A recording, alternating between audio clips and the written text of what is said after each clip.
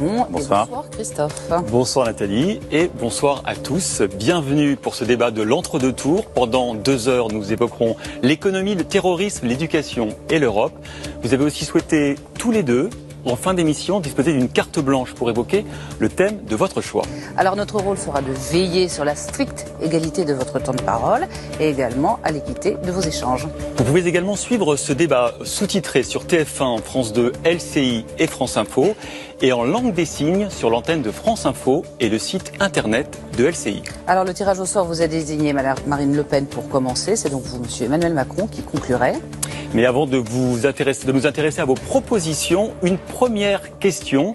Après des mois de campagne, à 4 jours du second tour et à 10 jours de votre investiture, si vous êtes élu, quel est votre état d'esprit? C'est donc à vous, Marine Le Pen.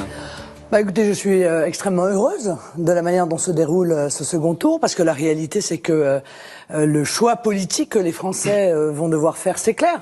Monsieur Macron est le candidat de la mondialisation sauvage, de l'ubérisation, de la précarité, de la brutalité sociale, de la guerre de tous contre tous, du saccage économique, notamment de nos grands groupes, du dépeçage de la France par les grands intérêts économiques, du communautarisme, et tout cela piloté par Monsieur Hollande, qui est à la manœuvre maintenant de la manière la plus claire qui soit.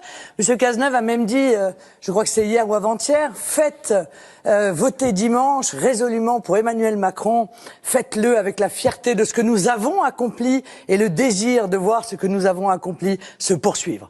Bon, et bien moi, face à cela, je suis la candidate du peuple, je suis la candidate de la France telle que nous l'aimons, de sa culture, de sa civilisation, de son unité. Je suis la candidate de la nation qui protège nos emplois, qui protège la sécurité de nos compatriotes, qui protège nos frontières, qui nous protège face à la concurrence internationale déloyale et face à la montée en puissance du fondamentalisme islamiste. Et puis, somme toute, les Français ont aussi pu voir le vrai Macron dans ce second tour.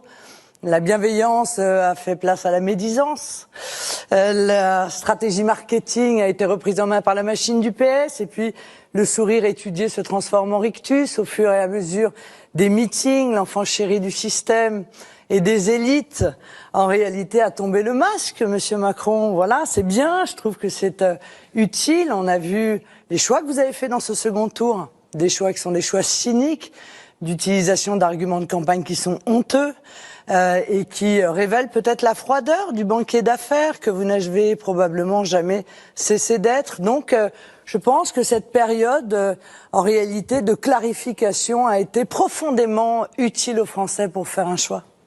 C'est donc à vous, Emmanuel Macron, de nous donner votre état d'esprit à quelques jours du scrutin. Écoutez, vous avez démontré que vous n'êtes en tout cas pas la candidate de l'esprit de finesse, de la volonté d'un débat démocratique équilibré et ouvert. Merci pour cette belle démonstration que vous venez de faire, Madame Le Pen. Je ne m'attendais pas à autre chose. Moi, je ne vais pas vous dire que vous êtes la véritable héritière, non seulement d'un nom, d'un parti politique, du parti politique de l'extrême droite française, de tout un système qui prospère sur la colère des Français depuis tant et tant d'années. Je ne vais pas vous dire que vous revendiquez même cet héritage, puisque vous l'avez porté depuis que vous avez repris ce parti et que depuis 40 ans dans ce pays, nous avons des Le Pen qui sont candidats à l'élection présidentielle. Parce que ça ne m'intéresse pas. Alors, vous allez continuer votre logorée, puisque c'est ce que vous faites à longueur de rassemblements et autres. La question qui est posée aujourd'hui à nos concitoyens, c'est de savoir s'ils veulent l'esprit de défaite que vous portez. Parce que ce que vous portez, c'est l'esprit de défaite. C'est d'expliquer à nos concitoyens, c'est trop dur la mondialisation pour nous, c'est trop dur l'Europe. Donc on va se replier, on va fermer les frontières, on va sortir de l'euro, sortir de l'Europe, parce que les autres y arrivent, mais pas nous. C'est l'esprit de défaite dans la lutte contre le terrorisme. Parce que cette lutte, tous les pays développés l'ont, toutes les démocraties ont à la conduire. Mais vous vous dites non, on va encore là aussi sortir, remettre les frontières comme avant, comme si ça réglait le problème, mais nous y reviendrons. Face à cet esprit de défaite, moi je porte l'esprit de conquête français.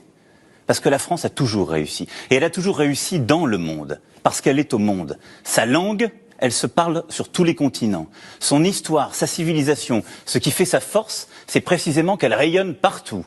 Ce qui fait que nous sommes aujourd'hui la 5e puissance économique mondiale. C'est que nous sommes forts dans le monde. Il y a énormément de changements à faire. Énormément. Ce sont ceux-là que je veux conduire. Et c'est l'incapacité des gouvernements depuis tant et tant d'années, depuis 30 ans. Je n'ai jamais été ni Premier ministre, ni Président de la République, Madame Le Pen. Et je vais faire le maximum pour remédier à cela. Mais ces changements profonds que je souhaite, qui m'ont conduit, quand j'étais ministre, à quitter le gouvernement, c'est bien cela que je compte mener à leur terme pour que cet esprit de conquête triomphe. C'est ça la France que je veux. C'est ça la France qui nous ressemble, pas la vôtre. Alors, je vous propose d'aller au fond, dès le début. Alors, on va passer